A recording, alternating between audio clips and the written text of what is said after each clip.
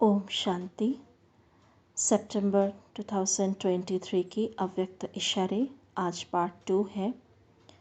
11 point. हर घड़ी विश्व कल्याण प्रति समर्पित करो। जब हर संकल्प, हर सेकंड सेवा में बिजी रहेंगे, फुर्सत नहीं होगी तो माया को भी आपके पास आने की फुर्सत नहीं होगी। समस्याएं समाधान के रूप में परिवर्तित हो जाएंगी। समाधान स्वरूप श्रेष्ठ आत्माओं के पास समस्या आने की हिम्मत नहीं रख सकती। तो क्या करना है? बिजी रहना है याद और सेवा में। 12 पॉइंट। मनसा वाचा कर्मणा निरंतर दान दो, वरदान दो तो स्व का ग्रहण स्वतः ही समाप्त हो जाएगा। अविनाशी लंगर लगाओ। पुराने संस्कार जो भिन्न भिन्न रूप में समस्या बनकर आते हैं, उन्हें समाप्त करने के लिए अब शक्तिशाली संस्कार दाता, विधाता, वरदाता के इमर्ज करो। यह महासंस्कार कमजोर संस्कार को स्वतः समाप्त कर देंगे। आप औरों को रास्ता दिखाने के, बाप का खजाना देने के निमित्त सहारा बनो तो कमजोरियों का किनारा स्वतः ही हो जाएगा। तो बाबा कहते कि अभी क्या करना है? अभी अपने कमजोर संस्कार के बारे में बार बार सोचना नहीं है। हमें बाबा के साथ कंबाइंड होकर बार बार मनसा सेवा करना है। अपनी खुशी को चेहरे चलन में लाना है। तो ये जो हमारे अंदर कमजोरी है, जो भी संकल्प विकल्प चलने का मार्जिन रहती है ना, तो वो अपने आप ही ठीक हो जाएगा। 13 पॉइंट। जैसे स्नेह में सभी पास मार्क्स लेने वाले हो, ऐसे अब समाधान स्वरूप की माला तैयार करो। संपूर्ण बनना अर्थात समाधान स्वरूप बनना। जैसे ब्रह्मा बाप को देखा समस्या ले आने वाला भी समस्या भूल जाता था। संपूर्ण स्थिति के आगे समस्याएं बचपन का खेल अनुभव होती है।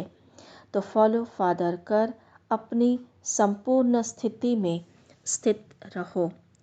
तो ब्रह्मा बाबा के सामने कोई भी आत्मा आती थी अपना प्रॉब्लम सुनाने के लिए, अपना समस्या को बताने के लिए, लेकिन बाबा की स्थिति इतनी पावरफुल थी, बाबा के साथ इतना उन्हें शांति शक्ति महसूस होती थी, तो अपना जो प्रॉब्लम है वो बात ही भूल जाते थे।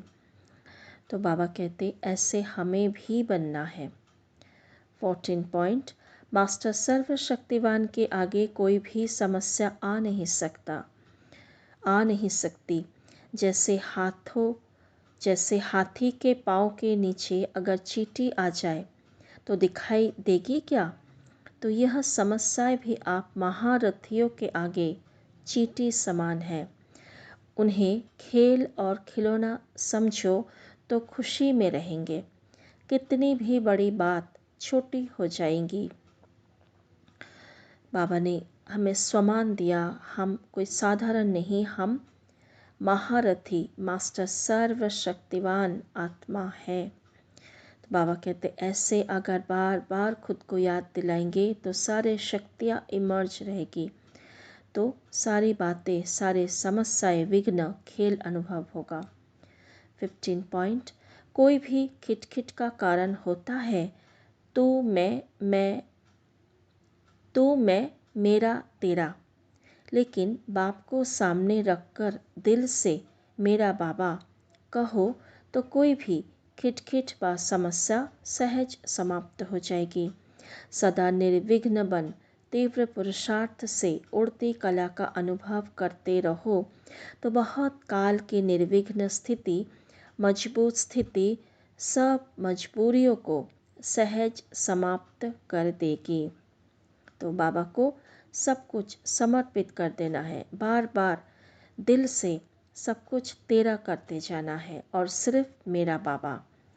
तो ये संकल्प को दिल की गहराई तक ले जाना है।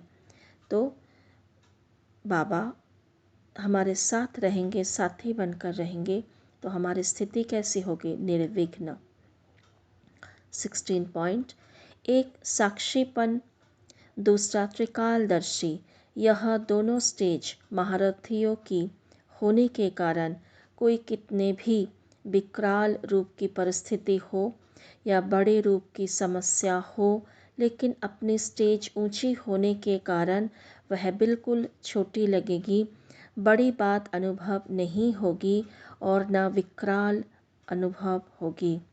17 पॉइंट, जब स्वयं को अकाल मूर्त आत्मा समझेंगे तब अकाले मृत्यु से, अकाल से, सर्व समस्याओं से बच सकेंगे।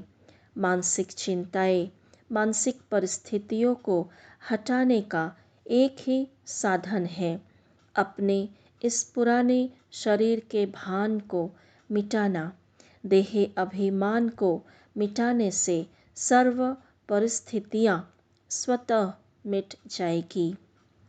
तो बार बार हम खुद को याद दिलाए कि मैं कौन हूँ, अभी वर्तमान समय कौन सा है, मैं कौन सी आत्मा हूँ, फिर मुझे घर जाना है, उस घर की याद, फिर भविष्य की याद। तो ये स्मृति जितना, ये स्वमान में जितना हम रहेंगे ना, तो उतना हमारा देह भान, देह अभिमान मिट जाएगा।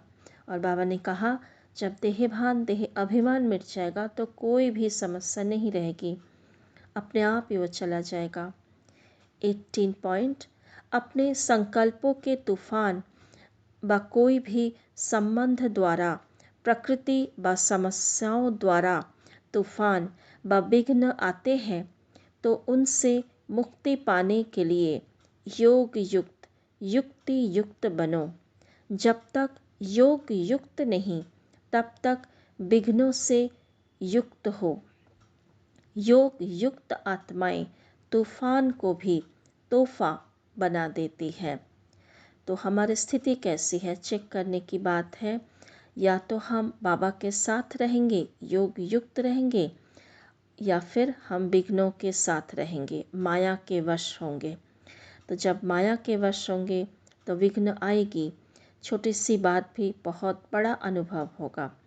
और जब हम बाबा के साथ होंगे, योग युक्त होंगे, तो बड़े से बड़े बात भी तोहफा हो जाएगा। हमें याद रहेगा कि ये हमें विजयी बनाने आए हैं, शक्तिशाली बनाने आए हैं। ये परिस्थिति क्यों आए हैं? हमें ऊंचा उठाने के लिए। 19 पॉइंट, प्रतिज्ञा करो कि कैसे भी समस्या आए, कोई भी कारण बने, लेकिन हम और कोई पर भी बलि नहीं चढ़ेंगे। जैसे बीज बोने के बाद उसको जल दिया जाता है, तब वृक्ष के रूप में फलीभूत होता है। इस रीति यह भी जो प्रतिज्ञा की है उसको पूर्ण करने के लिए संग का जल भी चाहिए, तो अपनी हिम्मत भी चाहिए। तो एक तो बाबा कहते हैं प्रतिज्ञा करना है अपनी कमजोरी को मिटाने के लिए, और उस प्रतिज्ञा जो भी कमजोरी है वो बाबा के साथ रहकर, बाबा से शक्तियाँ लेकर उसको मिटाते जाना है। और हिम्मत भी रखनी है, अर्थात मन में ये संकल्प भी रहे कि मैं इस कमजोरी से बाहर जरूर आऊँगी। 20th पॉइंट, जब बाप का स्नेह स्मृति में रहेगा तो सर्वशक्तिवान के स्नेह के आगे समस्या क्या है? कहाँ वह स्नेह और कहाँ समस्या, वह राई वह पहाड़, इतना फर्क है। तो अनादि रत्न बनने के लिए सर्वशक्तिमान की शक्ति और स्नेह को सदैव साथ रखना है। अपने को अकेला कभी भी नहीं समझो, साथी के बिना जीवन का एक सेकंड भी ना हो। तो बाबा जैसे पिछले अव्यक्त इशारों में भी कहा था, सदा कंबाइंड स्वरूप को स्मृति में रखो। मेरा साथी कौन, मेरा साथ कौन दे रहा है। एक सेकंड भी अगर हम बाबा को छोड़ते हैं, बुद्धि से, अपने संकल्पों से दुनिया में तरफ देखते हैं और आत्माओं को देखते हैं, चिंतन करते हैं, उसके बारे में सोचते हैं, तो उसी क्षण हमारी कमजोरी, हमारी अंदर की जो संस्कार है, पुराने संस्कार है, वो हमें वार करती है। तो बाबा इसलिए कहते हैं 1 सेकंड भी बाबा का साथ नहीं छोड़ना है। अच्छा जी, ओम शांति। Thank you.